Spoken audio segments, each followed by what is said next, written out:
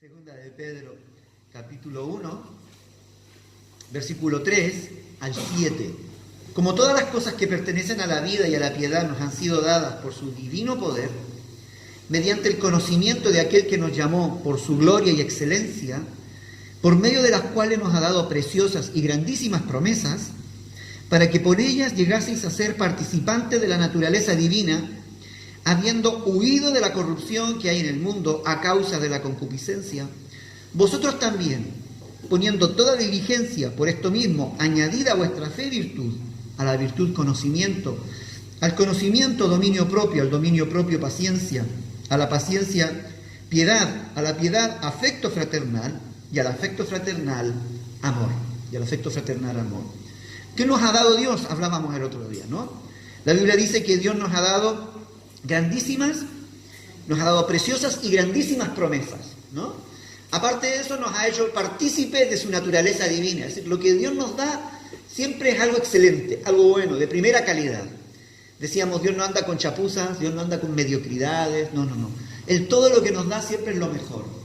Y siempre va a procurar lo mejor para cada uno de nosotros, ¿no? Y Él quiere que nuestra vida prospere, crezca, ¿cierto? Y sea esa vida abundante, por eso se llama así nuestra congregación, porque trabajamos para disfrutar de la vida abundante, ¿no? Que Dios tiene para cada uno de nosotros, ¿no? Pero Dios nos ofrece todo eso a nosotros que hemos venido huyendo de la corrupción que hay en este mundo, dice, ¿no? Hemos huido de la corrupción, hemos huido de la pestilencia, de la podredumbre, ¿no? De la descomposición que hay en el mundo para poder abrazar las promesas de Dios que son grandísimas, que son preciosas y para poder disfrutar de su naturaleza. Dejamos atrás lo corrupto, dejamos atrás lo que no es excelente, dejamos atrás lo terrenal, lo pasajero, dejamos atrás la mediocridad, dejamos atrás todo lo corruptible para abrazar lo excelente que Dios nos ofrece a cada uno de nosotros. Y todo eso comienza ¿con qué? Con pasos, ¿cierto? A veces pensamos en la fe, decimos, no, todo es cuestión de fe. Ya, muy bien, pero a la fe hay que añadirle algo. Y aquí nos hemos dado cuenta que la fe por sí sola, según este texto, no es suficiente. Hay que añadir, dice, añadid a la fe, ¿no? Y aún la fe, decíamos, tenemos que hacernos ver la fe en algunos casos, ¿no?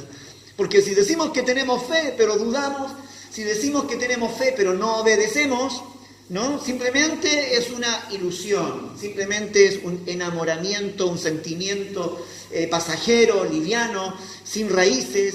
No es un fundamento, porque la fe a la que hay que poder, antes de poder construir, esa fe sobre la cual construimos, es una fe que cree en lo que Jesús hizo y en lo que nos dio, pero también está dispuesto a obedecer lo que Él nos dice. Porque si no obedecemos lo que Él nos dice, nos estamos engañando a nosotros mismos. No es fe, perdónenme, pero no es fe.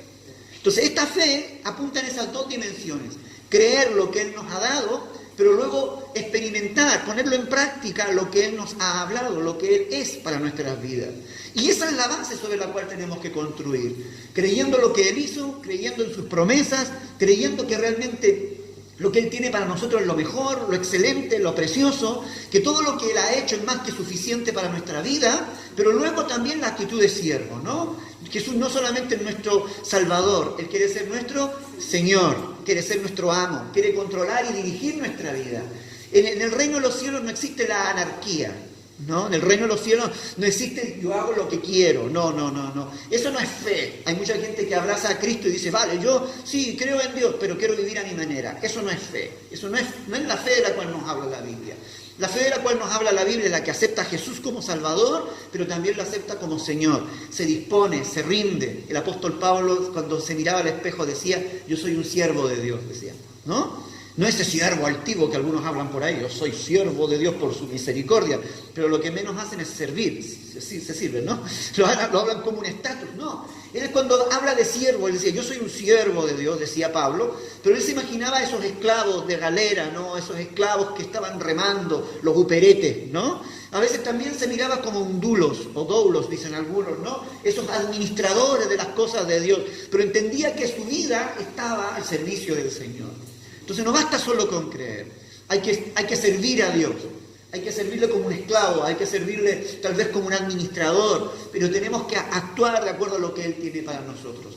A esa fe podemos añadir, y el apóstol Pedro dice, añadir a esa fe, tenéis que agregarle algo más, ¿no? A esa fe tenéis que con toda diligencia, y esa palabra con toda diligencia es la que a mí más me marcó, al menos a mí en lo personal, porque habla de poner, de poder invertir, ¿no? Todos los recursos y todo lo que esté a mi mano para poder hacer algo de excelencia. Si Dios nos entrega algo excelente, Él espera que nosotros también trabajemos con excelencia. Si Él nos da y Él ha puesto todo de su parte para darnos la mejor salvación, por decirlo, Él quiere que nosotros también entreguemos todo lo habido y por haber, todos los recursos, toda la energía, toda la atención, todas las fuerzas. ¿Para qué? Para vivir la vida de fe con excelencia.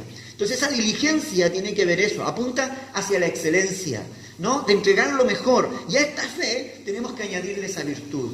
Tenemos que no solamente conformarnos con creer en Dios, tenemos que transformarnos en tierra fructífera. En tierra fructífera. Y esta tierra fructífera no solamente tiene que dar fruto, ¿no? Y poder bendecir a otro y bendecirse a sí mismo, sino que a esa virtud hay que añadir, decíamos, conocimiento, ¿no? Pero ese conocimiento práctico, no como el que tropieza 30 veces con la misma piedra. Eso ya tiene otro nombre, pero bueno, que le pone el nombre que quiere, ¿no? Pero nos pasa a todos, nos ocurre que volvemos a equivocar, sino ese conocimiento que se adquiere con la experiencia y que aprende de la experiencia. Si yo veo que el mundo me ha dado corrupción, ¿por qué quiero volver al mundo, no? Ese conocimiento debe evitar que yo vuelva al mundo. Si el conocimiento de Cristo me está llevando a confiar y depender de Él, ¿qué es lo que tengo que hacer? Seguir confiando y creyendo en Él y depositando mi vida en Él. Es un conocimiento práctico, no es teórico, no, es un conocimiento práctico que se vive día a día. Entonces a la fe le vamos añadiendo virtud, a la virtud ahora le vamos añadiendo conocimiento. Y hoy día ya nos tocan ver algunas otras virtudes más, ¿no? Dice la Biblia que al conocimiento y a vuestro conocimiento añadir dominio propio. La palabra dominio propio es la habilidad de tener las riendas de uno mismo, tener el control de uno mismo, ¿no? Ayer hablaba yo estas palabras con algunas personas, ¿no? Estuve en Bilbao dando una clase de evangelio sinóptico y de pronto llegamos a una escena, varias escenas que aparecen en la Biblia donde tú ves a Jesús muchas veces siendo increpado, muchas veces siendo desafiado, muchas veces siendo ofendido, y Jesús no se inmutaba. No se inmutaba. La gente lo acorralaba para apedrearlo y él pasaba en medio de ellos, como si nada.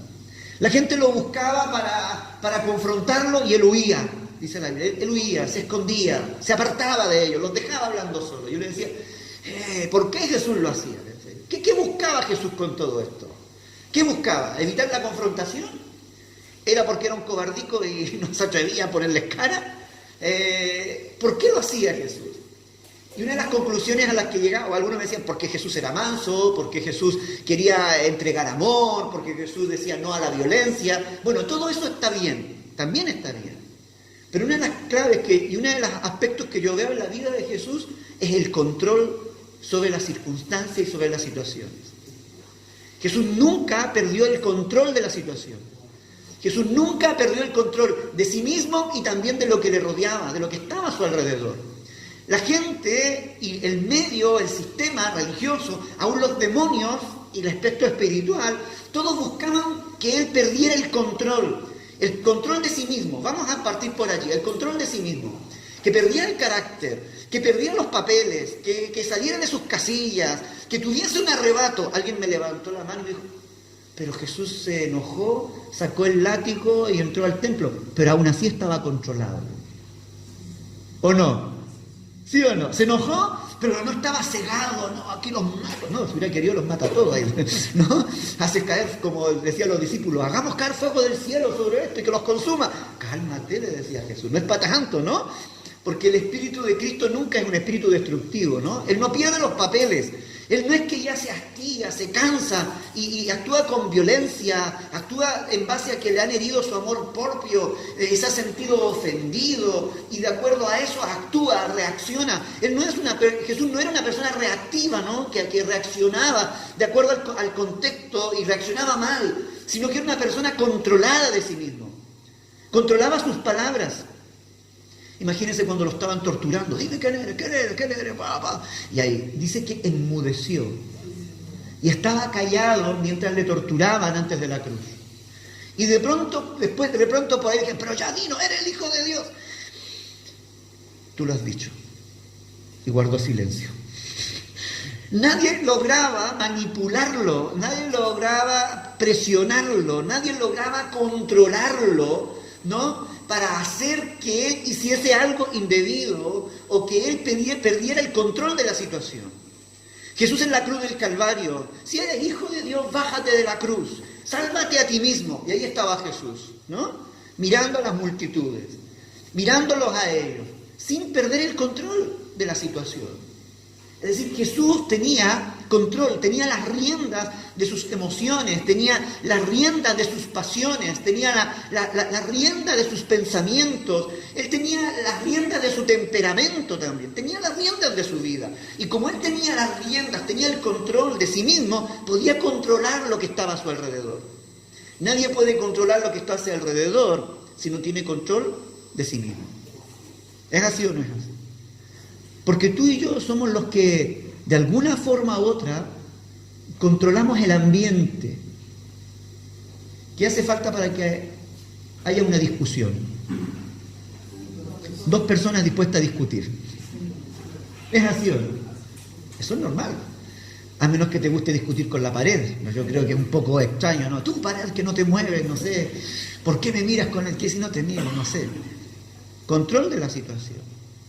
El proverbio dice que la palabra suave alivia el enojo. Es así, ¿no? ¿Ah? La blanda respuesta quita la ira. Es interesante. ¿Qué es lo que es? Es control. Porque tu paz, el control de ti mismo, es lo que cambia el control de las del contexto en el cual nosotros estamos. Jesús, una de las cosas que le encantaba era llegar a lugares y poner el control. Podía estar a ver un endemoniado, él lo sujetaba, lo controlaba, volvía a la paz y volvía a la tranquilidad. Había una tormenta en medio del mar, los discípulos agobiados, asustados, pero Jesús tenía el control, calmaba el mar, ¿cierto? Calmaba el viento y volvía a la paz en medio de la barca y Jesús seguía durmiendo. y todo volvía a la paz. Que él era el que tomaba el control de las situaciones. Y una de las cosas que veo en la palabra es que nosotros, los cristianos, la fe, dice que aquí a la fe hay que ir añadiéndole virtud, conocimiento y también dominio propio. Somos personas que no debemos perder el control porque Dios nos ha puesto para controlar las circunstancias, para tomar las riendas de las circunstancias que están a nuestro alrededor, las riendas de nuestra propia vida y las riendas de las circunstancias. Los cristianos no viven o no deben vivir, no debieran vivir como víctimas de las circunstancias y víctimas de lo que ocurre alrededor, ¿no? Es como dices, que tú me haces enojar. No, nadie te hace enojar, tú te enojas porque te enojas, que tienes mal carácter, porque no dormiste las horas que tenías que dormir, qué sé yo, pero nadie te hace enojar, tú te enojas. Me voy explicando, es algo que nosotros tenemos que controlar. Es que las situaciones me han hundido, no, tú te sientes hundido. Eres tú el que enfrenta las dificultades como un derrotado o como un victorioso, ¿no? Eres tú el que la enfrenta. Luego vamos a ver otras cualidades que hay que añadir y que cómo nosotros tenemos que enfrentar las situaciones también en victoria. Entonces, aquí existen dos extremos, mire, referente a lo que son las pasiones. Esto tiene que ver con que la pasión, algunos piensan que la pasión tiene que que la pasión controla la razón. ¿Has visto ese extremo? De gente tan apasionada que son como los perritos cuando se enojan y están peleando y no tienes cómo calmarlos, ¿no? Llegan a un pico de violencia que si tú metes la mano te muerden a ti también. Eso, César Millán, según el apóstol César Millán, el encantador de perros, lo mostraba, ¿no? Ese decía, así, ¿no? Que llega un pico, pa. Y eso pasa también con nosotros, ¿no? Gente que se enceguece, pero cálmate, hombre, no, que no me puedo calmar. La pasión termina anulando la razón. Ese es un extremo. El otro extremo es que la razón anula la pasión. Gente que es tan racional que anula totalmente la pasión, que no le apasiona nada, no se motiva por nada, no siente nada, no le da ni frío ni calor. ¿Por qué? Porque yo soy racional. Yo nada es de pasiones y sentimientos, todo tiene que ser lógica, todo. Me voy a explicar. Esos son los dos extremos. Y en medio hay otra situación también, dentro de esto, el otro lado, donde hay una lucha contra la pasión, donde la razón lucha contra la pasión, pero la pasión igual te termina controlando, a pesar de que tú luchas. ¿Me voy explicando? La primera es que la pasión anula la razón, la segunda es que la razón anula la pasión, pero luego existe otra verdad, de que hay una lucha entre la razón y la pasión. No, es que yo tengo que controlar esto, yo no me puedo dejar guiar por los sentimientos, no me puedo dejar guiar por las emociones, pero al final la emoción igual me gana, a pesar de que lucho. Eso se llama incontinencia. Eso se llama incontinencia. Ahí no está el equilibrio. ¿Qué es lo que es el dominio propio? El dominio propio es que a pesar de mis pasiones, que están allí, que son presentes, mi razón es capaz de tomar las riendas y controlarlas. Es decir, Dios no quiere anular tus pasiones. Él lo que quiere es que las controles. Dios no quiere anular tu temperamento, Él quiere que lo controles. Él no quiere anular tu impulso, Él quiere que tú los controles, porque no todos los impulsos muchas veces son malos. Hay impulsos que son buenos, hay iniciativas que son buenas, hay actos pasionales que están muy bien fundados, pero son descontrolados. Y eso es lo que termina muchas veces dañando nuestra vida. Lo que Dios nos ha creado con sentimientos, con pasiones, con emociones, pero no son para que controlen nuestra vida. Él quiere que nuestra mente sea capaz de tomar control, reconducir en base a la fe. Recuerde que esto tiene que estar controlado, fundamentado en la obediencia a Cristo, en la obediencia a la palabra, en la obediencia al Espíritu Santo, si lo quieres decir. Sí, el Espíritu Santo es el que nos ayuda para poder darle dominio. Y eso se llama dominio propio. Cuando tú tomas las riendas de tu vida. Hay una lucha, pero tú tienes que tomar las riendas. Es un estado, entonces, donde las pasiones no son anuladas, por el contrario, existe una lucha con ellas, pero prevalece la razón, prevalece la sensatez, prevalece la cordura, prevalece la sabiduría en nuestra vida. Personas sabias. Al dominio propio, Pedro está diciendo ahora que tenemos que añadir, ¿qué cosa? Paciencia. Qué bonita esa palabra. Pero dígamelo, ¿qué es lo que es? Ya perdió la paciencia. No pierda la paciencia. Una mejor traducción para paciencia, de verdad que algunos dicen que la palabra paciencia se queda corta. Aquí a la palabra griega que se está usando como paciencia, ¿no? Que una mejor traducción tiene que ver con firmeza. ¿Por qué? Porque la paciencia es como muy pasiva. Porque cuando hablamos de paciencia, simplemente se refiere al hecho de aceptar un sufrimiento y resignarnos a ese sufrimiento, ¿no? Y quedamos como bajo ese sufrimiento, y bueno, es lo que está, ya me ha tocado, qué sé yo, la enfermedad, la deuda, bueno, y lo acepto resignadamente, ¿no? Entonces la paciencia muchas veces es como muy inactiva, muy pasiva frente a esto, cuando la fe no es algo pasivo, la fe es activa, ¿no? ¿Qué es lo que hago yo frente a esta determinada problemática? ¿Qué es lo que hago yo referente a esta determinada situación, ¿no? La palabra aquí griega es hiponen, ¿no? Hipomone, es una palabra griega que es la que se usa aquí, y que tiene un trasfondo que tiene que ver con el coraje, tiene que ver con la valentía, tiene que ver con la fuerza. Es decir, no es una paciencia como pasiva, sino que el saber aguantar, pero con coraje, con valentía. ¿Por qué? Porque esto va hacia otro más. No es solamente, es aceptar con coraje y valentía todo lo que la vida nos puede presentar para poder transformar hasta el peor suceso en algo que nos bendice y en algo que nos fortalece. ¿Me voy explicando? Es decir, no solamente yo aguanto la enfermedad, sino que yo no solamente la aguanto, sino que es la disposición para aprender de esa enfermedad, ¿sí? Para aprender de la prueba. Tú hiciste mención de un texto de Filipenses, ¿no? El todo lo puedo en Cristo que me fortalece, ¿no? Pero antes dice, en todo y por todo he sido probado. Pero él no está diciendo como bueno, yo he tenido paciencia y he aguantado la pobreza, he aguantado... No, dice, sé vivir. ¿Te das cuenta? He aprendido...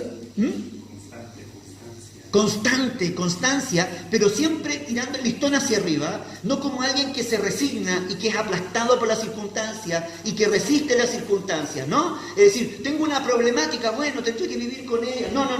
El que tiene paciencia, esa palabra que está traducida aquí por paciencia, tiene la idea de que tú no soportas simplemente, sino que siempre quieres sacártela de encima, quieres sobreponerte a la situación, vas a ir a superarte, las circunstancias te fortalecen, te hacen crecer, te hacen madurar y te hacen proyectarte aún en medio del dolor o en medio de la dificultad. Entonces, por eso que Pablo decía, en todo y por todo he sido probado, sé vivir, es decir, fue enseñado. En medio de la prueba, su paciencia le llevó a un aprendizaje. En medio de las circunstancias, del dolor, él no se dejó aplastar, sino que fue fortalecido, ¿no? Fue disciplinado para vivir algo diferente, para subir a otro nivel su vida. Si las situaciones que tú vives no te llevan a subir tu nivel de vida, a madurar, a crecer, no hemos aprendido nada. No nos llevan simplemente a mantenernos. Por eso es que la palabra paciencia, no todos están de acuerdo en que diga añadir paciencia, no. Dicen mejor firmeza, coraje, fortaleza. Es decir, añadir a la fe virtud, conocimiento, al conocimiento dominio propio. Y al dominio propio ponle coraje, ponle gana en medio de las circunstancias adversas, ¿no? Aprende de las circunstancias adversas. Y eso me encanta, porque la fe nos lleva siempre a aprender, a crecer, a la excelencia. Recuerda, a la excelencia. Si nosotros vivimos una fe pasiva, donde aguantamos y nos dejamos derrotar, no estamos apuntando hacia la excelencia. Eso se llama mediocridad, conformismo. Y Dios no nos lleva a ser personas mediocres. Dios no quiere que nos resignemos con lo que tenemos. Él nos lleva a la prosperidad, al crecimiento. Entonces, aquí la palabra tiene que ver con eso. Es aceptar con coraje, con valentía, todo lo que la vida nos puede presentar y transformar hasta el peor suceso en un paso que nos lleva más adelante, más arriba. Tiene la idea de avanzar en medio de la adversidad y no un mero hecho de estar quieto soportando lo que viene. No, es capaz de luchar contra viento y marea. Hebreos 12:2 dice que Jesús, por el gozo puesto delante de él, sufrió la cruz y despreció la vergüenza o menospreció el oprobio, ¿no? Vemos a Jesús en la cruz aguantando todo lo que estaba ahí. Diría, qué paciencia. No, pero era valiente. ¿Por qué? Porque estaba mirando hacia allá. Esto me lleva a eso. Estaba viendo la meta, estaba viendo el crecimiento, estaba viendo los frutos que esa situación le iba a permitir alcanzar. ¿Y cuáles eran esos frutos? El gozo puesto delante de él, ¿no? ¿Cuál era ese gozo puesto delante de él? Tú y yo. Allí en la cruz él nos miraba a nosotros y decía, merece la pena aguantar por ellos, porque eso es más. Vamos a más, esas vidas van a ir a más, y eso lo llevaba a él a resistir en medio de las circunstancias. Muchas veces vivimos dificultades, nosotros también a nuestro alrededor, pero por amor al crecimiento y al aprendizaje de quienes nos rodean, tenemos muchas veces que soportar también el sufrimiento, porque no solamente aprendemos nosotros, sino que aprenden también nuestros hijos, aprenden también las personas que están a nuestro alrededor. ¿Sabes? Al menos nosotros lo hemos vivido y lo vivimos, ¿no? Y digo, Señor, ¿y por qué otra vez tenemos que vivir esto? ¿Por mí? Y Dios dice, no por ti, es por los que te rodean. Me voy explicando, y uno tiene que pagar el pato también, como dicen, ¿no? Pero no por uno solamente, sino también por los que nos rodean, por lo que están viviendo. Hay experiencias que tú y yo vivimos, no solamente por causa tuya, como lo que le pasó a Jesús, que lo que sufrió en la cruz no fue por causa de él, fue por causa del gozo, fue por causa de la recompensa que estaba frente a él, por nosotros.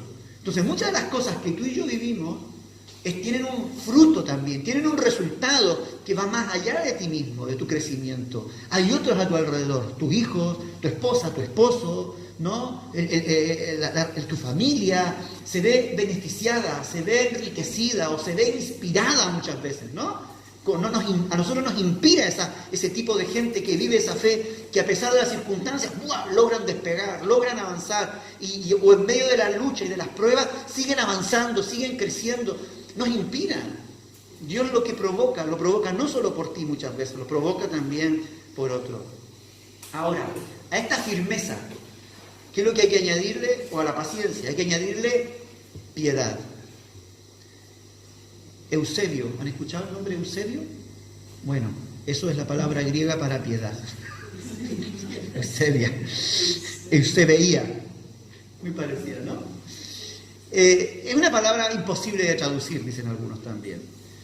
¿Por qué? Es que lo que pasa es que cuando se traducen las palabras del griego uno busca la más cercana al castellano, pero queda pobre, siempre queda pobre, ¿no? te hablan de piedad, te hablan de paciencia, pero siguen quedando pobres porque la idea es mucho más rica todavía, ¿no? Yo lo que intento siempre es darle un poco de riqueza a lo que está ahí, no quedarnos solo con la palabra, ¿no? Siempre tenemos la idea de la piedad como algo relacionado con nuestro prójimo, ¿no? Es decir, ¿con quién somos piadosos? Con nuestro prójimo, ¿no? O piadosos, también píos, hacia Dios solamente, ¿no? Pero la idea, aquí, la idea de piadoso apunta en dos direcciones. Y a mí me gustó esta idea porque las dos direcciones, apunta en dos direcciones, pero para tener la misma actitud. La persona que es eusebia, o la persona que es piadosa, siempre adora a Dios, escúchelo bien y apúntelo, correctamente, y le da todo lo que es debido. Todo lo que Dios se merece. Una persona piadosa siempre se relaciona con Dios o adora a Dios de forma correcta y le da todo lo que Dios se merece, todo lo que es debido. Es decir, no se priva en nada en su relación con Dios. ¿Sí? Para entregar. Esto nos habla de dar, de adorar, de contemplar, de hacer lo correcto para Dios. Esto nos habla de servicio a Dios. Donde no escatimamos, así como Él no escatimó esfuerzo, aquí podríamos agregar la palabra diligentemente también, ¿no? Donde se dispone todo para entregar, para en este caso actuar y adorar a Dios correctamente y darle lo que es debido. Pero también, así como lo hacemos con Dios, esto me encanta, porque el hombre piadoso también sirve correctamente y da lo que es debido a sus semejantes. ¿Has leído la palabra cuando dice, no le debáis nada a nadie? Y no dice luego dinero, sino que dice, al que honra, honra. Es decir, a cada uno le das lo que corresponde, ¿no? Y eres generoso con darlo, el reconocimiento. ¿Cuándo fue la última vez que te dijeron algo bonito? Aparte de tu esposa, ¿no? O tu esposo, ¿no? Te he dicho guapa, guapo, qué bien te quedó, no. Pero de la gente que está alrededor, de los amigos, ¿se das cuenta que no somos muy dados a veces a dar lo debido a la gente, en el buen sentido de la palabra? A reconocerlo, a decirle, oye, qué bien me hace tu compañía, qué buenas son tus palabras, qué bien actúas, qué buen corazón tienes. Como que eso no está dentro de nuestro... No, eso es como para... Es lavarle la cabeza a alguien, hacerle la pelota, no sé, ¿no? Le puede hacer mal, no, mejor no se lo digo. Pero, ¿sabe? El concepto aquí de piadoso tiene, por un lado, tiene que ver con Dios, en decirle a Dios todo lo bueno, lo grande, lo maravilloso, la adoración que Dios se merece, y darle a Él todo lo que corresponde, ¿no? Todo lo que Él se merece y lo que Él corresponde, pero de la misma proporción también a nuestro prójimo, a nuestro hermano, a quien está a nuestro lado, ¿no? Darle todo lo que se merece. Eso nos habla de un servicio a Dios y también de un servicio a nuestro prójimo. Estas son las dos direcciones. Pero también le tenemos que dar a nuestro prójimo lo debido. Santiago, capítulo 1, versículo 27, mire lo que dice. ¿Qué dice? La religión. ¿Te parece extraño allí la palabra religión? Aparece la palabra religión en la Biblia, ¿no? Nosotros, no, la religión. Aparece la palabra religión. ¿Por qué? Porque la religión, entre comillas, el concepto de religión en el primer siglo era como una institución a disposición del servicio de los demás. No simplemente la religión estaba dirigida como algo contemplativo a los dioses. ¿Sí? ¿Me explico? Es decir, nosotros cuando pensamos en religión siempre pensamos en gente congregándose para adorar, para contemplar a un dios. ¿Sí? Llámese Zeus en aquella época, llámenlo como el nombre que le pongan, ¿no? De aquella época. No, porque la religión estaba pensada también en un servicio a los demás. ¿Qué servicio estaban prestando a la sociedad? Por eso es que Santiago aquí añade y dice, la religión pura y sin mácula delante de Dios, el Padre es esta. ¿Cuál es? Hablar en lenguas, echar fuera demonios, sanar enfermos, limpiar leprosos. No dice eso, ¿no? No. Dice, visitar a los huérfanos y a las viudas en sus tribulaciones. Y luego guardarse sin mancha al mundo.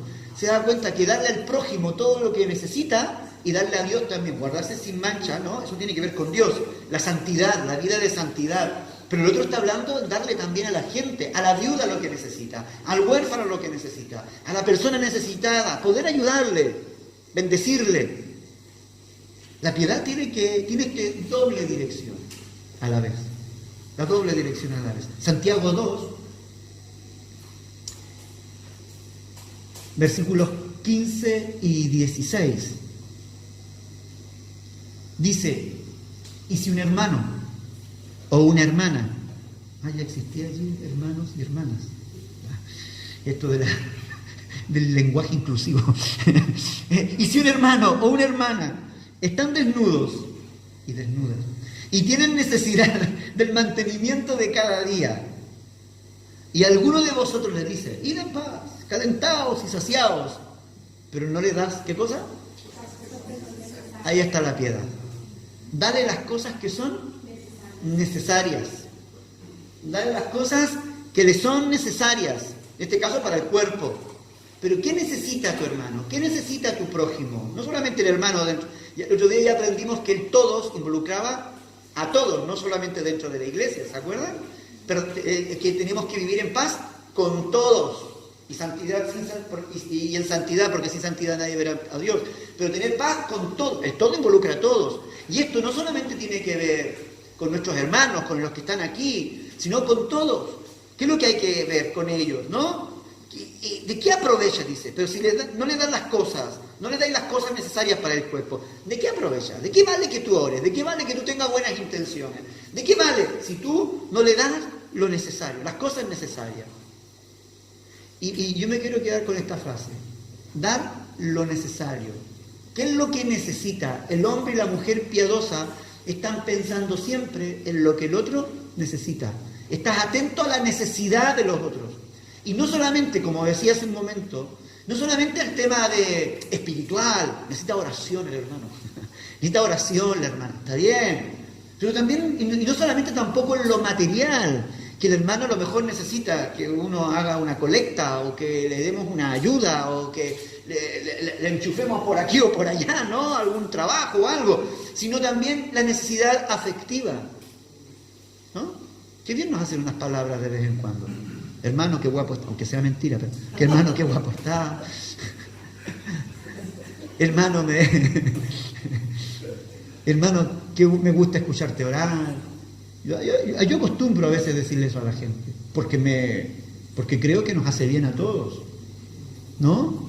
Decirle un mismo, decirle algo bueno, reconocer lo que hay. ¿Por qué? Porque hay tanta carencia afectiva. Necesitamos nosotros llenar también nuestra parte afectiva, ¿no? ¿Y para qué estamos? Para eso Dios nos ha puesto. Entonces la piedad tiene que ver con dar lo que se necesita, con suplir lo que los otros necesitan, ¿no? Darle a Dios todo lo debido, la adoración, la alabanza y lo que a Él le debemos, pero también a nuestro prójimo darle. Entonces, si se dan cuenta, la fe, madre mía, es mucho más práctica, mucho más enriquecedor de lo que nosotros pensamos. Ahora, esta piedad, hay que añadirle otra cosa. Afecto fraternal. Filadelfia, no el queso Filadelfia, sino que la palabra griega para afecto fraternal es Filadelfia, ¿vale? Filadelfia. Amor a los hermanos. Esto ya tiene que ser con amor, es amor filial. ¿Y esto de qué nos habla? Miren, esto nos habla de que el Evangelio no es una enseñanza que separa a las personas. El énfasis está puesto aquí en que el Evangelio no es sectario, no es algo que divide. A mí por eso es que hay ciertas sectas, de verdad, que en qué se nota que no son de Dios y que son demoníacas, en que cuando tú no estás de acuerdo con ellos, se alejan de ti, ¿no? Te separan, poco menos que te crucifican, ¿no? Y ya no te dan ni el saludo si alguien no sigue creyendo como ellos, ¿no? Los excomulgan, vamos a decirlo de alguna forma. Hay muchas sectas de esa forma. El Evangelio no es así. El Evangelio es inclusivo, el Evangelio llama a relacionarse, el Evangelio no nos separa de los semejantes. no nos aleja de nuestros semejantes. El Evangelio no es un Evangelio discriminatorio, no. Y cuando me refiero a discriminatorio no me refiero a la raza, al color de piel, al estatus social, ya bastaría más. No. Me refiero a veces simplemente a los niveles de fe. Que este como no cree, entonces ya no me junto con él. Como este es ateo, no me junto con él. Me voy explicando. No discrimina, ni siquiera por las creencias. No. El amor, ¿cómo? No decía al contrario, lo trae.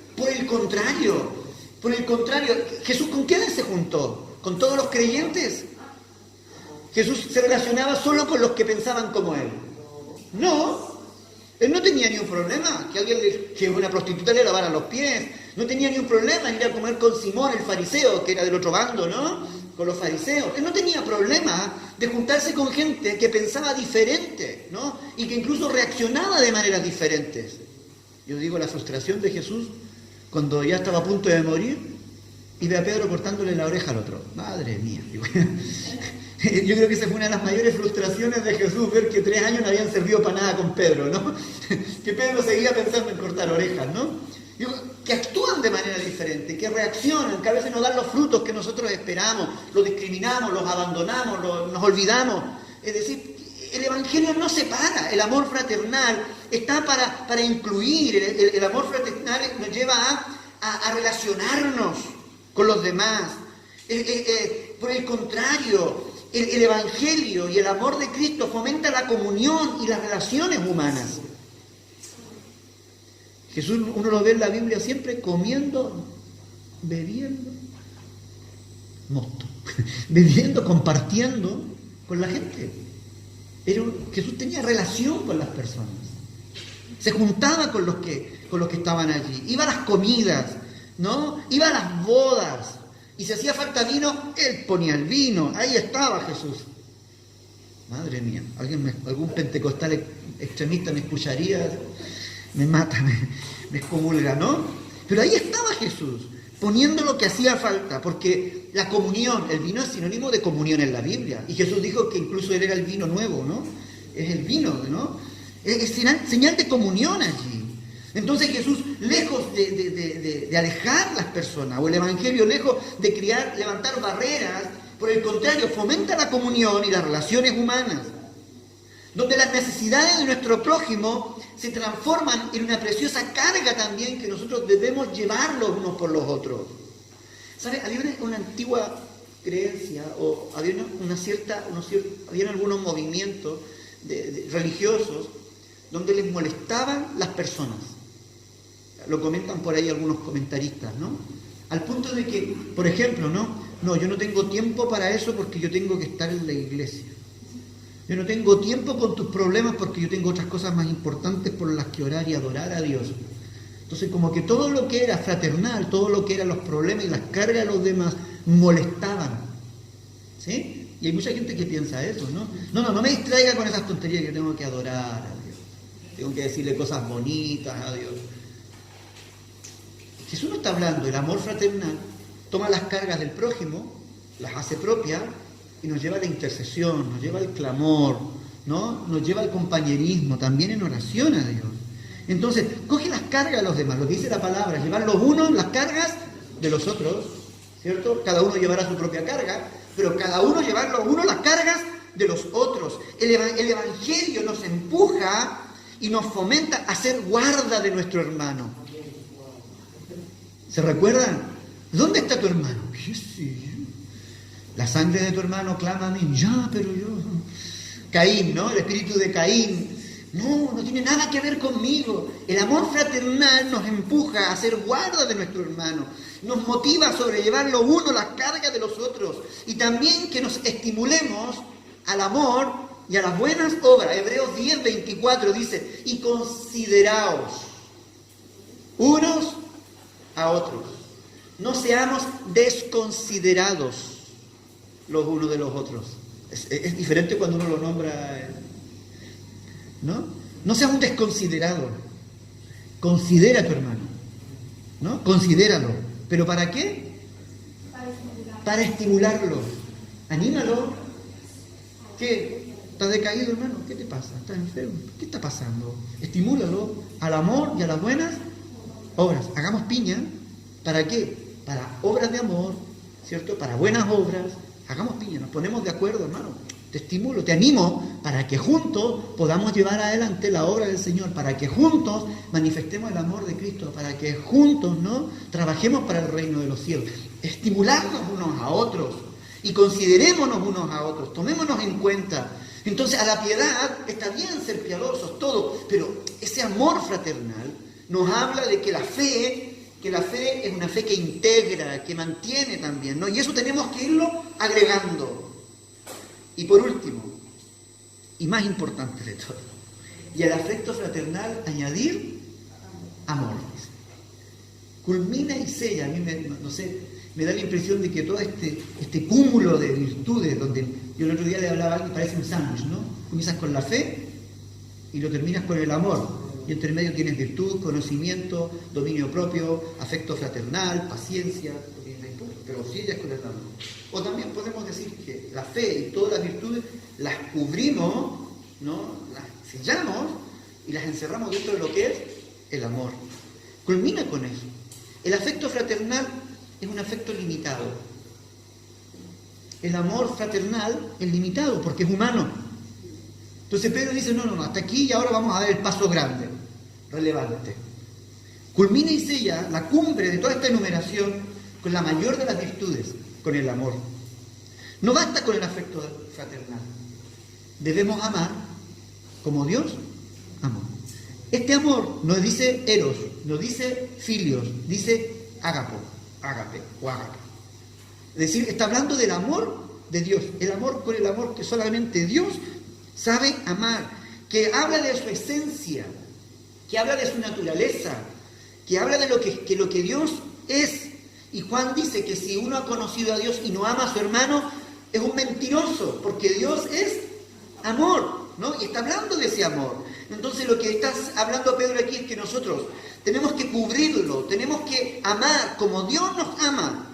Pero no es el amor humano, ni el erótico, ni el fraternal, sino que aquí se refiere al amor ágape, al amor divino, al amor como Dios nos ama. Juan 13, versículo 35. En esto conocerán todos que sois mis discípulos, si tuviereis amor los unos por los otros. Y déjame hacer una modificación. Si tuvieses amor, aunque no te amen. ¿Sí? Porque no está diciendo a los discípulos, pero hay gente que no es discípulo, no está obligada a amarte. Tú tienes que amar. El amor de Dios no es un amor limitado, no es un amor restrictivo. El amor de Dios es para todos, ¿o no? Dios no nos ama porque creamos en Él. Dios ama también a los que no quieren creer en Él, a los que se oponen a Él, a los que son rebeldes con Él, a los blasfemos. Dios también los ama. Entonces, este amor los unos a los otros, claro, es para los discípulos, ¿no? A todos ustedes, ¿en qué los van a conocer? En que os améis unos a otros. Ya, pero si lo saco afuera del contexto, lo saco a otro ambiente, yo tengo que manifestar el amor de Dios en medio de la situación. Entonces aquí no basta solo con decir, hermano, no, yo creo en Dios, tengo fe. No, yo soy un hombre de fe porque creo. La Biblia dice que los demonios también creen y tiemblan. Y te aseguro que ninguno de ellos va a ser salvo, eso ya lo tengo más que asegurado, ¿no? Ninguno de ellos va a ver el rostro de Dios. Por eso que es necesario que nuestra fe, que es la fe de la obediencia y de la aceptación de lo que Cristo hizo y de la obediencia a su palabra, podamos añadir la virtud, podamos añadir el conocimiento, podamos añadir el dominio propio, la paciencia, la piedad, el afecto fraternal, y lo podamos sellar con el amor. Esto es práctico, ¿no? Aquí hay cosas que tú a veces no las vas a sentir. Hay cosas que no hay que sentirlas. Yo cuando veía lo del dominio propio, por ejemplo, a veces yo siento ganas de cortar la cabeza, pero la razón me dice, contrólate. El fruto del Espíritu dice mansedumbre. Amén. Mansedumbre. Muérdete la lengua. Piénsalo, pero no dilo, ¿no? Contrólate. Dominio propio. A veces cuando uno está bajo presión dice, esto ya no doy más, uno tiene ganas de tirar la toalla y dejarse estar, de esto no va a salir nada, Pero luego viene que hay que añadirle a esto la fortaleza, ¿no? La fortaleza necesaria, la firmeza, para que de eso salga. Hay cosas que no tienen que ver con los sentimientos, tienen que ver con la convicción, ¿no? De que si Dios nos está diciendo, añádele, si te das cuenta es uno el que tiene que añadirlo. Así que no le digas a Dios, Señor, dame más paciencia, no, tú ponle paciencia al asunto, ¿no? Señor, dame amor fraternal, no, tú tienes que activar tu amor fraternal y relacionarte con amor. Señor, dame dominio propio, no, tú tienes que controlar. Hay cosas que las tenemos que hacer cada uno de nosotros. Eso no cae del cielo, Él ya lo hizo todo cambiando nuestra naturaleza, Él ya lo hizo todo cambiando nuestro corazón. Ahora lo que nos queda es dejar que esa nueva naturaleza se exprese, ¿no? De acuerdo a los principios de Dios. Amén. Gloria al Señor.